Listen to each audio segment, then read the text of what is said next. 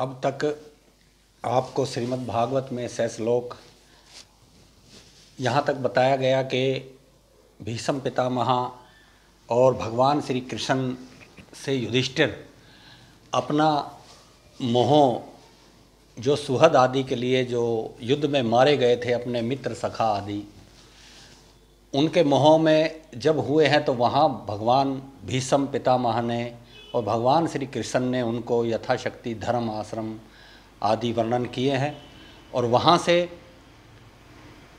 उन्होंने जो मोह था वो त्याग के अपना राजपाट संभाला है हस्तिनापुर का। अब यहाँ सूत जी जब कथा सुना रहे हैं तो सौनक आदि ऋषियों ने 10वें अध्याय में प्रश्न किया है। सौनक उवाच है, कह रहे हैं हत्वा सवरी कथ स प्रद्ध आततायिनो युधिष्ठिरो धर्मवृतामृष्टः सहानुजयी प्रत्यय वैरुद्ध भो जना कथम प्रवर्त किम कार्षिततः। के युधिष्ठिर ने अपने भाइयों समेत वैरागी होकर किस तरह से अपने राजपाट को संभाला, ये प्रश्न सौनक आदि ऋषियों ने सूत जी से किया है। अब यहाँ भगवान सूत जी ने इस प्रश्न का उत्तर देते हुए कहा है कि नीशम में भीष्मोक्तमथाम चोक्तम प्रवृत्त विज्ञान्य विद्युत विभ्रमाः सशाशगामेन्द्र विवाजित श्रयः परिधुयुत्पान्ता मनुजा नुवर्तिताः। के अपने राजपाट को जिस तरह इंद्र भगवान अपनी प्रजा को पालते रहे, इसी तरह युधिष्ठिर ने भी अपने प्रजा अपने राज्य को विधि विधान से संभाल के रखा। उसके बाद देखिए क्या बताया है। सूत जी कह रहे हैं कामम वर्ष प्रजन्या सर्व काम दुधामही सचिशुषव सम प्रज्ञान गावा पैशोधस्विमदाह नघा समुद्रा गिरिया सर्व वनस्पतिर्युद्धा फलयन्तोषधया सर्वा कामनवृत्तस्य वै नाध्यो व्याध्या क्लेशा देवभूतात्म हेत्वा अजास्त्रवाहा व भजन जंतुनाम राज्ञी कर्चित।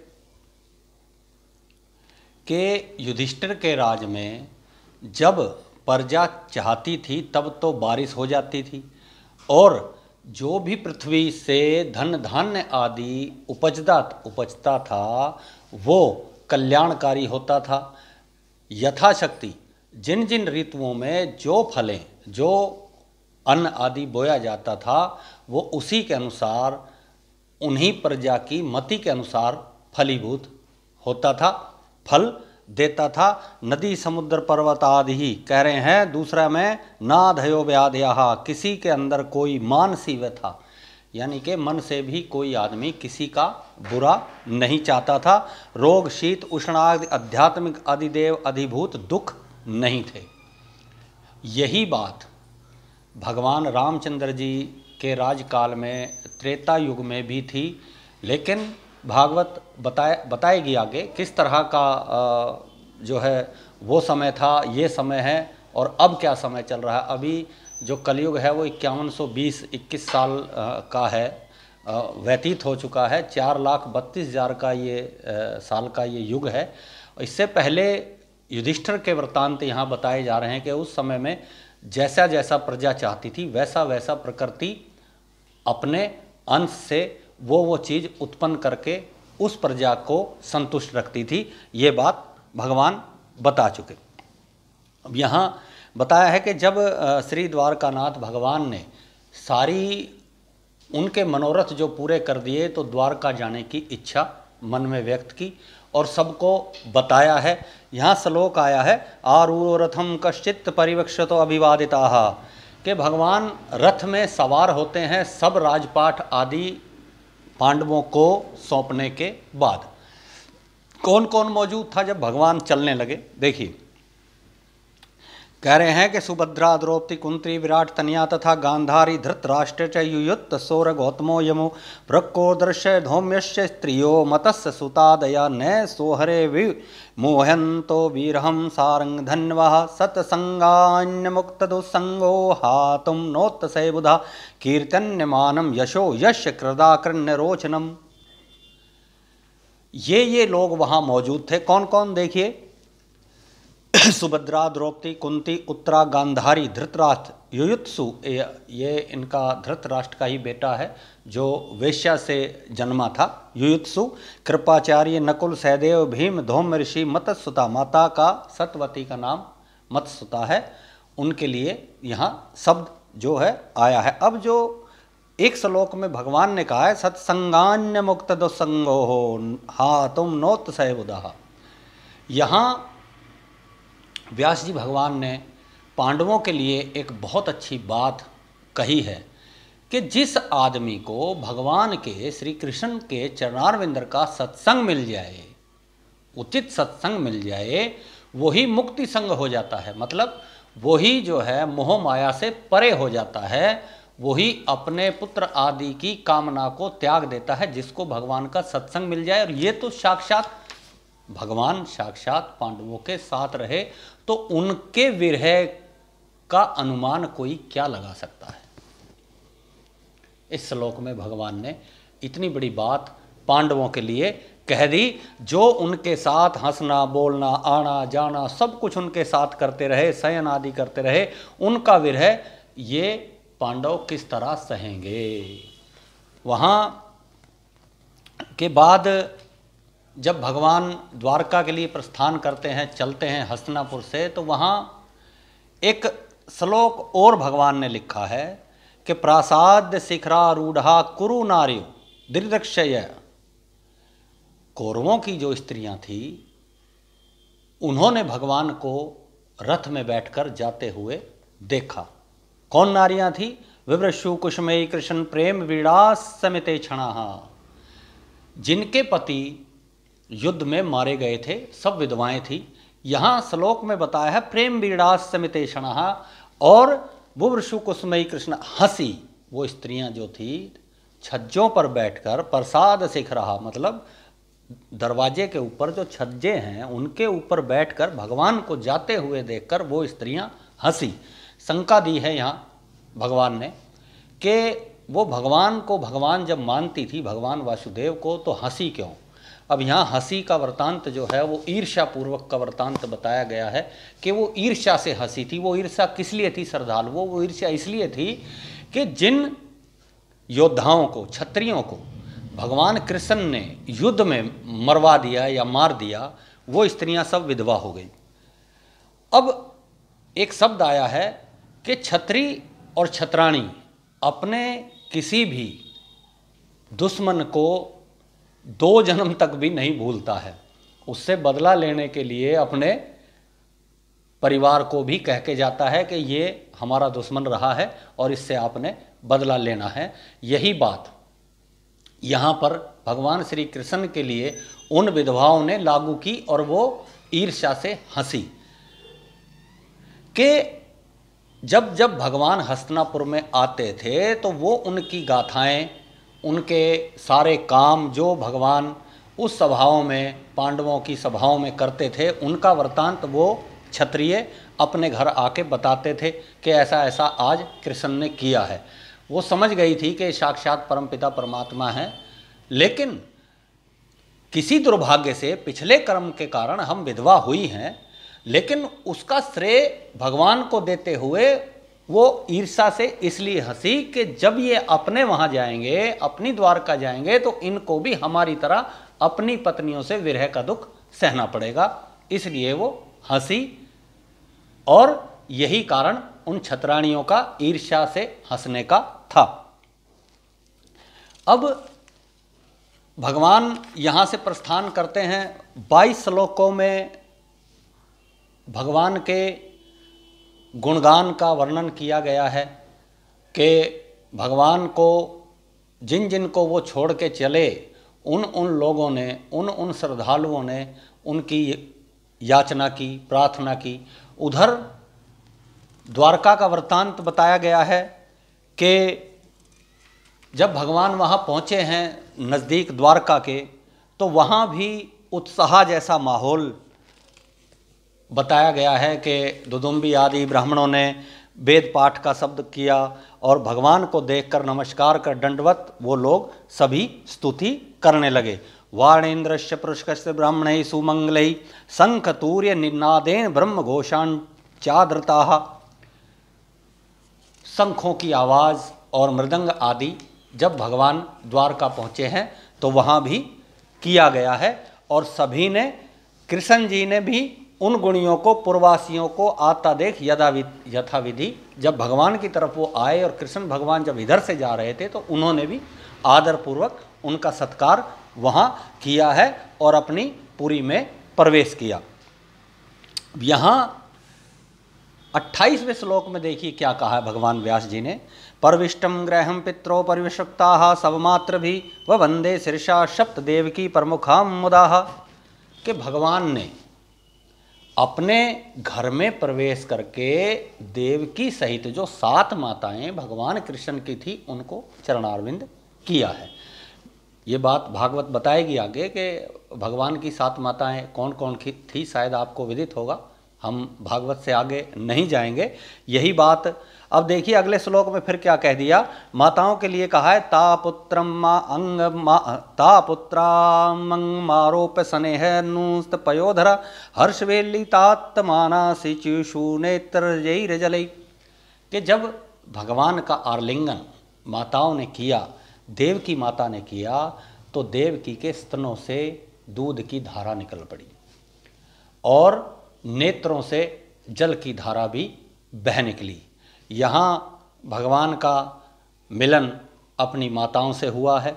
उसके बाद आगे श्लोक में भगवान ने क्या बताया है कि सारी चर्चाएं वहाँ भगवान वासुदेव ने सबको बताई। पांडवों की जीत, कौरवों का संहार आदि जो भी हुआ, सारा वृतांत दृष्टांत जो भी थे भगवान ने वहाँ बताए हैं। तो वहाँ गांधारी के पुत्रों का मरना सुन के माताओं ने शोक भी प्रकट किया है और कह रहे हैं कि जो भगवान के अंतःकरण से धर्म पत्नी बनी थी, देखिए क्या कहा है। अथावी सौभवनम सर्वकामानुत्तमं प्रसादात यत्र पत्रिणाम सहस्राणि च षोडश। के भगवान जब अपनी माताओं को सारी बात बता चुके तो 16,108 रानियां जो छज्जों पर बैठी थी उनके भवन में भगवान ने प्रवेश किया है और वहाँ अपना जो भी प्रादुर्भाव था, जो भगवान की कलाएं थी, वो उन जीवों को दी हैं, यथाशक्ति रमण आदि किया है। अस्तु, अब यहाँ से एकादश जो अध्याय है उसमें देखिए शौनक जी ने फिर एक प्रश्न किया है भगवान के बारे में। जब भगवान अपने द्वारका पहुंच जाते हैं, उधर कथा चल रही है, शौनक आदि ऋषि सूत जी से पूछ रहे हैं। शौनक जी क्या कह रहे हैं। अश्वत्था मनो सृष्टेन ब्रह्म शीर्षणो तेजसा उत्तराय हतो गर्भ ईशे ना जीवता पुनः। कोई भी इच्छा व्यक्त करने का आनंद जभी है जब प्रसन्न करता हो। यही बात शौनक आदि ऋषियों ने सूत जी से फिर पूछ ली कि हे भगवान, ये बात हमारी समझ में आ गई, लेकिन आपने पीछे बताया था कि भगवान ने गर्भ में जाकर, उत्तरा के गर्भ में जाकर उस बच्चे की रक्षा की। इसका वृतांत जरा हमें बताओ, हमारी बड़ी लालसा है सुनने की। अब कह रहे हैं, हे सूत जी महाराज, अश्वत्थामा द्वारा छोड़े गए ब्रह्मस्तर से जो उत्तरा का गर्भ नष्ट हो गया था उसे फिर ईश्वर ने बचा दिया। उसका आश्चर्ययुक्त जन्म कर्म, कह रहे तस्य जन्म महाबुद्धि कर्माणि च महात्मना निधनम च यथैवासी तस् प्रेत्य गत्वान्यथाः तद इदं श्रोतमिच्छामि गदितं यदि मन्यश्री ब्रूहि न श्रद्धानानां यस्य ज्ञान मदात्सुका। कि जो बात आपको भगवान सुखदेव ने बताई उनके जन्म की, वो बात आप हमारे को जैसा आपको पता है वैसा आप हमें बताइए। और दूसरा कह दिया कि जन्म से लेके शरीर त्याग किया वहाँ तक की बात बताइए। एक ही श्लोक में इतनी बड़ी भागवत शौनक आदि ऋषियों ने सूत जी से पूछ ली। मैंने कहा था कि एक एक श्लोक के अंदर बहुत कुछ छुपा हुआ है। हम तो बहुत तुच्छ हैं श्रीमद् भागवत, लेकिन कोशिश कर रहे हैं समझने की, समझाने की। देखिए क्या कह रहे हैं, सूत उवाच है। सूत जी क्या कह रहे हैं, आपीपल धर्मराज पितृवरदरंजन प्रज्ञा निसर्प सर्व कामेभ्यो कृष्ण पादाब्ज सेव्या संपदा कृत्व विप्रा महिषी भ्रातरो महि जम्बूदीपाधिपत्यं च यश्च त्रिदिव्यं गतम् किं ते कामासुस्पृह मुकंद मनुषो दिव्या अधिजगमुहुर्मुद्राज्ञा क्षुधितस्सयरथे तरे। उधर की बात बता दी कि उधर भगवान द्वारका पहुंच गए हैं। इधर सूत जी कह रहे हैं कि ऐसा ऐसा राज्य जैसा मैं बताया या युधिष्ठिर जो है पिता के समान प्रजा को सुख देने लगे और सब काम की चाहना त्याग कर भगवान की चरण सेवा में उन्होंने अपना मन लगा दिया। संपत्ति, यज्ञ, लोक, स्त्री, भाई, पृथु, जम्बूदीप का राज्य।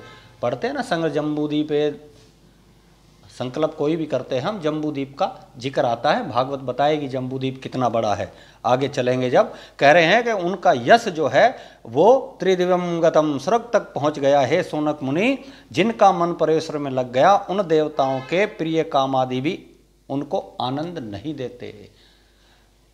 भगवान ने फिर बात बता दी। सूत जी कह रहे हैं शौनक आदि ऋषियों को कि जिनका मन भगवान के चरणारविंद में लग गया उनको कोई भी काम आदि, काम तो करना है, संसार में रहेंगे तो जीव काम करेगा, लेकिन उनको वो काम, अभी ये बातें सब आगे आगे खुलती चली जाएंगी, एक एक श्लोक का वृतांत कोशिश कर रहे हैं। कह रहे हैं कि उनको ये आनंद नहीं देते जैसे भूखों को पुष्पमाला, भूख अगर लगी है तो फूलों की माला डालने से कोई फायदा नहीं होगा, ऐसी ही तृष्णा आप सबकी है, शौनक आदि ऋषियों की है।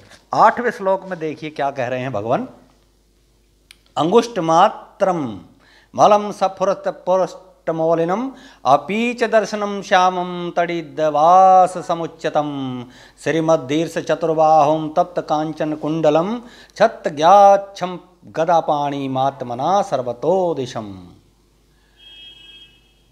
भगवान परीक्षित ने अंदर ही गर्भ में कह रहे हैं कि एक पुरुष दृष्टि आया। कैसा पुरुष, जिसका अंगुष्ठ मात्र शरीर, निर्मल क्रांति, सोने के समान मस्तक, चमकता हुआ एकदम सोना, देख कैसे चमकता है। कह रहे हैं अति सुंदर श्याम वर्ण बिजली के जैसा पीताम्बर पहने अच्युत भगवान को उन्होंने देख लिया, श्री भगवान परीक्षित ने। उसके बाद कह रहे हैं कि लंबी लंबी 4 भुजा और मकराकृति कुंडल, लाल नेत्र, गदा हाथ में लिए चारों ओर घूम रहे हैं। गदा पाणी मात्मना सर्वतो दिशम, घूम रहे हैं अंदर। इतनी बड़ी बात भगवान ने अंदर गर्भ में दर्शन कर लिया। ऐसे ही सुखदेव भगवान भी 12 साल वो आए नहीं, भगवान को कहना पड़ा कि आइए आप, और आपको माया नहीं लगेगी। यहाँ भगवान ने का दर्शन परीक्षित गर्भ में कर चुके हैं। देखिए अभी कह रहे हैं कि अंदर घूमते हुए देखा मैंने, और चारों ओर जो घूम रहे थे, और एक उल्कासी घूमती अत्यंत श्रेष्ठ भक्तों की रक्षा में परायण ऐसी कोमोद की गदा को बार बार घुमा रहे थे। चारों भुजाओं में अस्त्र शस्त्र थे और अंदर वो गदा भी घूम रही थी। विधूय तद में आत्मना भगवान धर्म गो विभुभु मीशतो 10 मास्यत्रैवान तरदे हरि। कि जैसे सूर्य का तेज कोहरे का नाश कर देता है, ऐसे ही उस ब्रह्म अस्त्र का जो तेज था वो भगवान ने शांत कर दिया, और अश्वत्थामा का छोड़ा हुआ जो ब्रह्मास्त्र था वो बिल्कुल शांत हो गया। और कह रहे हैं भगवान कि फिर मुझे वो जो रूप था भगवान का वो मुझे दिखाई नहीं दिया। 10 मास्यत्रैवान्य तरदे हरि, मुझे वो दोबारा दिखाई नहीं दिया। और कह रहे हैं कि देखते देखते भगवान वहीं अंतर्ध्यान हो गए। तथा शृणगर्दे देशानुकुल गृहोदये यज्ञ वंशधरा पांड्योर भूया पांडुरिवोजसाहा। अब यहाँ से भगवान जिस तरह पांडु संसार में जन्मे थे, ऐसे ही भगवान परीक्षित का जन्म हुआ। बोली श्री परीक्षित भगवान की जय। अब आगे का वृत्तांत हम चलेंगे। देखिए क्या कह रहे हैं भगवान। तस्य प्रीत मना राज्य विप्रेधो में कृपादिवि जातकम कार्यामास वा चित्ता च मंगलम हिरण्यम गाम महिम ग्रामन्य हस्यतेवास्वानरपतिवरान प्रादासवनम शय विप्रेभ्यो परजातीर्थे स तीर्थवत। के युधिष्ठिर ने जब परीक्षित का जन्म हुआ तो कह रहे हैं कि कृपा आदि ब्राह्मणों को बुलाकर बालक के जन्म से पहले ही, एक बात समझना, बालक के जन्म से पहले यानी कि नाल छेदन से पहले ही स्वस्ति मंगलाचरण करवाए। और जब तक कह रहे हैं कि नाल छेदन नहीं होता तमु चूर ब्राह्मणास तुष्टवा राजा नाम प्रश्नाया नतम, कि तब तक सूतक नहीं लगता। एक हमारे यहाँ लोकाचार है कि छठी जो है किसी भी बेटे के जन्म पे जो मनाई जाती है, छठी की रात जिसको हम कहते हैं, एक श्लोक है कि मरने द्वादश जन्मे एकादश। जन्म के समय में 11 दिन का जो है सूतक रहेगा। देखिए सूतक और पातक दो शब्द हैं। लोकाचार में इसी सूतक को लोग बाग श्यावड़ कहते हैं, लेकिन शास्त्रोक्त में मृतक कर्म को पातक कहा गया है और जन्म कर्म को सूतक कहा गया है। यही बात श्री भगवान व्यास जी ने श्रीमद् भागवत में बताई है कि नाल छेदन के बाद ही सूतक लगता है। उससे पहले युधिष्ठिर ने जो भी ब्राह्मणों को, विप्रादियों को दक्षिणा आदि जो देना था, मंगलाचरण, वो सब करवा दिया। अब यहां एक श्लोक और आया है कि युधिष्ठिर ने पूछा है उन ब्राह्मणों से। देखिए जब सारी संतुष्टि हो गई तो एक फर्ज बनता है बाप का, किसी भी बुजुर्ग का, घर में बड़े का, कि भाई ब्राह्मणों आप तो सब सर्वगुण संपन्न हो, जानते हो, आप देखिए हमें बताइए क्या पूछ रहे हैं युधिष्ठिर। युधिष्ठिर उवाच है अपयेश वंशायान राज ऋषीन् पुण्य सलोकान्य महात्मन अनुवर्तिता सुयशा साधुवादेन सत्तमाः।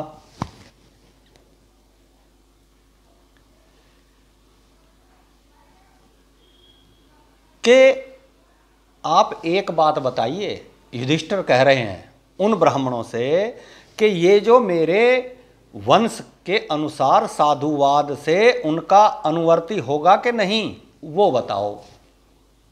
यानी कि जन्म के समय में ही भगवान ने उन ब्राह्मणों से उस बच्चे का भविष्य पूछने के लिए याचना की। पूछा युधिष्ठिर ने, जब सब कुछ उनकी झोली में युधिष्ठिर डाल चुके नाल छेदन से पहले।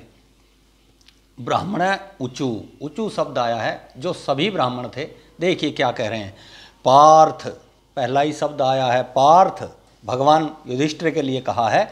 प्रजाविता साक्षाद इक्ष्वाकुरिव मानवः ब्रह्मण्या सत्य संधस्य च रामो दासरथिर यथा ऐश दाता शरण्यस्य च यथा हो सीनरा शिवि यशो वेतनीता स्वायाम दोषयन्तिरिव यज्जराम धन वीनाम अग्रणी रेश तुल्य स अर्जुनोरदयो हूताश्यव दुर्धर्षा समुद्र इव दुस्तरः मृगेन्द्र इव विक्रांतो निवेशो हिमवानिव तीतिशूर वसुदेवासौ सहिष्णु पित्रा विवह पिता महासमा साम्य प्रसादम गिरीशोपमा आश्रय सर्वभूतानां यथा देवो रमाश्रया। एक एक शब्द में उन ब्राह्मणों ने सारी बात भगवान परीक्षित के लिए बता दी। क्या मतलब हुआ श्लोक का? कह रहे हैं भगवान, जब पूछा कि साधुवाद में मेरे वंश के अनुसार भी होगा कि नहीं, इतनी बात एक ही श्लोक में युधिष्ठिर ने उन ब्राह्मणों से पूछ ली। ब्राह्मण कहने लगे, हे पार्थ, यह पुरुष जो है प्रजा रक्षक साक्षात इक्ष्वाकुरिव मानवः, इक्ष्वाकु की बात बता दी, यानी कि भगवान रामचंद्र से भी ऊपर जो उनका वंश था, ऐसा भगवान परीक्षित के लिए उन ब्राह्मणों ने बता दिया। और सत्यवादी दाशरथी, दशरथ भगवान जैसा ये जो है सत्यवादी श्री रामचंद्र जी के समान सत्यवादी और राजा दशरथ की तरह, इक्ष्वाकु के जो दशरथ राजा थे उनकी तरह ब्राह्मण ने, मतलब ऐसा ही तेज चारों तरफ भूमंडल पर इसका बच्चे का रहेगा। बड़ा दानी, शरणागत का प्रतिपालक, राजा शिबी की तरह, उशीनर देशवासी की तरह होगा। और उशीनर देशवासी शिबी ने अपना मांस जो है बाज को खिलाया था, ये भागवत बताएगी, कपोत की रक्षा करने के लिए। कह रहे हैं कि ऐसा दानी ये होगा, तथैव अपना वंश संसार में विस्तार करेगा, भरत के समान याज्ञिकों में यज्ञ विस्तारी होगा। कह रहे हैं कि हुताशेव दुर्दशा समुद्र दुस्तरहा मृगेंद्र हो, धनुषधारियों में अग्नि सहस्त्रार्जुन की तरह होगा, और अग्नि के समान धुरस, सागर के समान गंभीर होगा, सिंह के समान विकराल, धैर्य में हिमालय के समान, वसुधा की तरह सहनशील, और माता पिता की नाई सहने वाला होगा। एक एक शब्द भगवान परीक्षित के लिए उन ब्राह्मणों ने बता दिया। कह रहे हैं, आसुर भूतानाम यथा देवो रमाश्रिया, साम्य भाव से ब्रह्मा के समान होगा, शीघ्र प्रसन्न होने में महादेव की तरह होगा। जिस तरह भगवान भोले भंडारी सबको सब कुछ जरा सी रिक्वेस्ट पे दे देते हैं ना, बोले ऐसे ही ये परीक्षित होगा। और सर्व सद गुण महात्मय हैं, एष कृष्ण मनुवर्ता हरंति देवो इवोदारो ययातिरिव धार्मिका, धृत्या बलि समा कृष्णे प्रहलाद इव सद्ग्राहा, आहतैर शो अश्वमेघानाम वृद्धानां पर्युपासकाः, राज ऋषीणां जनितः शाश्वता चोत्पत्तगामिनां निग्रहीताः, कलेरेश भूो धर्मस्य कारणात् तक्षक कादात्मनो मृत्युं निज पुत्रोपसर्जितात्, प्रत्यपश्यत उपसृत्यो मुक्त संगा पदम हरे। अंत तक की बात उन ब्राह्मणों ने भगवान परीक्षित के लिए इन श्लोकों के माध्यम से बता दी। कह रहे हैं कि उदारता में तो रंती देव, धर्मात्माओं में याति के समान, धैर्य में बलि के समान, देखिए समता में भगवान श्री कृष्ण के समान, प्रहलाद के समान सत्य पदार्थ ग्राही, अश्वमेघ करके वृद्धजनों की उपासना करेगा। अश्वमेघ यज्ञ भगवान रामचंद्र ने भी किए थे और युधिष्ठिर ने भी किए थे। ये बात आगे श्रीमद् भागवत बताएगी। बुद्ध में बृहस्पति और सूरता में परशुराम के समान होगा, सुख विलासियों में इंद्र के समान, सत्य बोलने में आपके जैसा होगा। धर्मराज थे युधिष्ठिर, कह रहे हैं कि आपसे कोई त्रुटि भर भी कमी इस बच्चे में नहीं रहेगी। राज ऋषियों का उत्पन्न करता, पाखंडियों का शिक्षक, उनको ज्ञान देने वाला होगा। भूमि के व धर्म के कारण यह कलयुग को पकड़ लेगा। तक्षाक दात मनोमृत्युम निज पुत्रोपसर्जात। दूसरी बात और बता दी कि ब्राह्मण के पुत्र के शाप के कारण तक्षक सर्प के काटने से इसकी मृत्यु होगी। सबका संग त्याग कर श्रीमद् भागवत सुनकर श्री वैकुंठ लोक को प्राप्त होगा। जिज्ञासितात्मया थामयो मुनेर व्यास सुदासदौ हितवेदम नृप गंगायाम यात यद्धा कुतो भयम।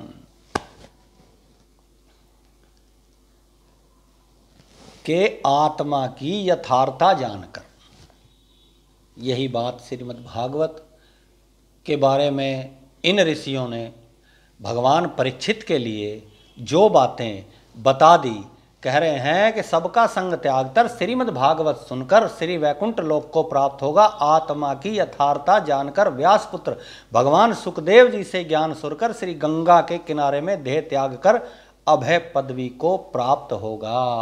बोलिए भगवान परीक्षित भगवान की जय। देखिए,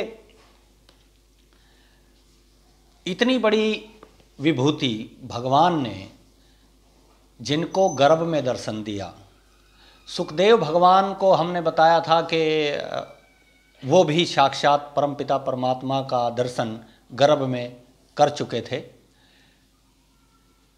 यहाँ युधिष्ठिर ने जो बात उन ब्राह्मणों से पूछी और उन संस्कारों के बारे में पूछा जो संस्कार वैदिक परंपरा से उनके कुल में चले आ रहे थे। देखिए, एक बात श्रीमद् भागवत के माध्यम से हम ये बता दें कि आज ये संस्कार लोप हो चुके, लुप्त हो चुके, और हम और आप सभी इन संस्कारों की कमी के कारण बच्चा बच्ची की जो प्रताड़ना है वो युवा अवस्था से बाद में सब झेल रहे हैं। किसी को बेटी से परेशानी है, किसी को बेटे से परेशानी है। यही बेटियां बहुएं बनती हैं, यही बेटे ससुर, यही बेटे पति और पिता बनते हैं। यानी कि संस्कार 0/0 हो गए। कारण कि भगवान परीक्षित साक्षात भागवत बता चुकी कि गर्भ में दर्शन परमपिता परमात्मा का कर चुके हैं, वो विभूति देख चुके हैं गर्भ में ही।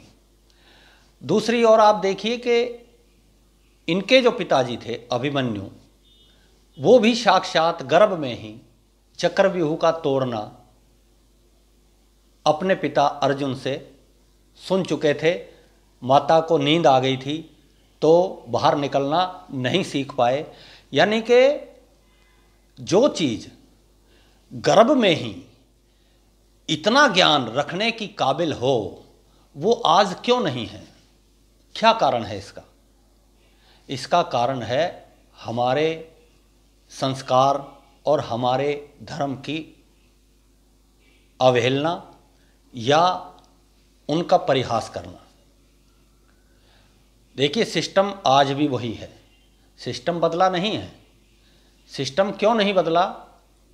कि प्रकृति दिन आज भी वही 24 घंटे का है, दिन रात वही 24 घंटे के सतयुग में थी। उम्र घटी है हमारी आपकी। आज 120 साल की उम्र हम मान के चलते हैं कलयुगी मनुष्य की, लेकिन 80-90 कोई बिरला पकड़ जाए, 100 पकड़ जाए तो बहुत बड़ी बात है।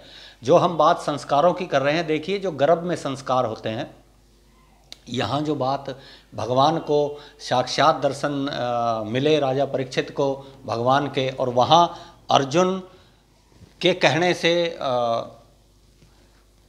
अभिमन्यु जो है वो चक्रव्यूह का तोड़ना सीख चुका था। आज भी ये बातें हर गर्भ पे लागू होती हैं बरसते। क्यों? कि इन मुहूर्तों को ना तो कोई विद्वान बताता, ना कोई यजमान या कोई श्रद्धालु इन मुहूर्तों को पूछता। देखिए, सबसे पहला जो मुहूर्त पंचांगों में विद्वानों द्वारा लिखा गया है, रजो दर्शन का मुहूर्त लिखा गया है। रजो दर्शन यानी कि वो परिस्थिति जो कन्याओं के बाद पहली बार बनती है, उसके मुहूर्त के अकॉर्डिंग, उसके शुरू होने और बंद होने के अकॉर्डिंग जो समय आता है वो कितना शुद्ध और कितना विशुद्ध है, ये विचारणे विषय सबसे पहला मुहूर्त है पंचांग के अनुसार। दूसरा मुहूर्त जो बता दिया रज स्नान, यानी कि कोई भी बेटी जब उस परिस्थिति से गुजरती है तो दूसरा मुहूर्त रज स्नान का है कि क्या वो अच्छे शुभ मुहूर्त में रज स्नान किया है या नहीं किया है। यहाँ से किसी भी संतति का जो बेटियाँ आगे चलकर माँ, उनसे भी आगे पीढ़ियाँ जो उनकी बढ़ोतरी होती है, यहाँ से उनका भविष्य दूसरी परिवार से, कहते हैं ना कि बेटी 3 कुल का मान बढ़ाती है, तो यहाँ से वो चीज़ें शुरू हो जाती हैं। लेकिन इन मुहूर्तों को कोई भी नहीं देखता, सब नज़रअंदाज कर देते हैं, ना कोई इसके बारे में चिंता करता है। तीसरा मुहूर्त जो है वो गर्भाधान का बताया गया है शास्त्रों में। देखिए, गर्भाधान क्या है कि किस समय में बच्चा बच्ची पेट में पड़े, ये मुहूर्त, ये आजकल बिल्कुल लुप्त हो चुका है। ना कोई पूछता है और ना ही कोई बताता है। कोई ज़रूरी नहीं कि किसी को बेटा ही चाहिए, ऐसे बहुत हैं जिनको बेटियां भी चाहिए। और इस गर्भाधान के मुहूर्त आज भी शास्त्रों में लिखे गए हैं कि अगर उस समय में बच्चा बच्ची कोई गर्भ धारण करेगा तो बच्चा बच्ची होने वाला बेटा होगा या बेटी होगी, ये गर्भाधान मुहूर्त है। उसके बाद आ जाता है पुंसवन और फिर है सीमंत, यानी कि बेटा तो चाहिए या बेटी चाहिए लेकिन संस्कारी चाहिए। ये 3 महीने बाद करवाना पड़ता है, जो आजकल बिल्कुल लुप्त हो गया है। 6 महीने के बाद जो है सीमंत, अग्नि जिसको बोलते हैं, ये भी बिल्कुल हमारे इस कलयुग में बिल्कुल लुप्त हो चुका है। मैंने कहा कि इसके भुगत भोगी हम सब हैं, हम हैं, आप हैं, सब हैं, क्योंकि ये मुहूर्त बिल्कुल लुप्त हो चुके हैं। जिन मुहूर्तों से उन युगों में इन लोगों ने श्रीमद् भागवत में जिनका वृत्तांत हम पढ़ रहे हैं, इन्होंने वो उपाधि पाई, इंद्र जैसी उपाधि, वो मुहूर्त आज बिल्कुल लुप्त हो चुके हैं, हमारे समाज से बिल्कुल मिट चुके हैं। सौभाग्य से किसी के घर में इन मुहूर्तों को ना पूछने के बाद कोई सौभाग्य से बेटा या बेटी पैदा हो जाए तो उसको हम अपना सौभाग्य कहेंगे, नहीं तो सब काम बिना ही मुहूर्तों के, बिना ही किन्हीं संस्कारों के चल रहा है और उसके भुगत भोगी हम और आप सब हैं। अब इसके बाद है जात कर्म। यहाँ जात कर्म का जिक्र भगवान व्यास जी ने इसलिए किया है कि अब हम जात कर्म का जो मुहूर्त लेके चल रहे हैं, जात कर्म में कोई भी माता बहन इस समय से जब गुजरती है, बेटा बेटी के प्रसव का जब समय आता है, तो किसी भी ब्राह्मण से, किसी भी विद्वान से पूछ लिया कि बताइए जी बेटा होगा कि बेटी होगा, तो बेटी तो कोई बताएगा नहीं पंडित जी महाराज, क्योंकि उसकी दक्षिणा मारी जाएगी, और बेटा ही बताएगा। चलो बेटा हो भी गया तो कहेंगे वाह वाह बड़े अच्छे शास्त्री जी थे जी, बड़े अच्छे आचार्य थे, और हमें तो बेटा बताया, बेटा ही। ऐसा कुछ नहीं है।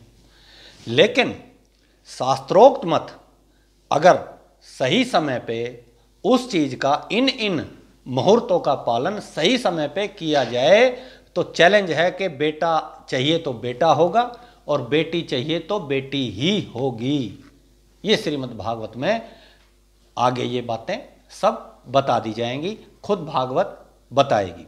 अस्तु, अब यहाँ से भगवान उनकी लीलाओं का, भगवान की लीलाओं का वृत्तांत हम अगले अध्याय में शुरू करेंगे। बोलिए सच्चिदानंद भगवान की जय।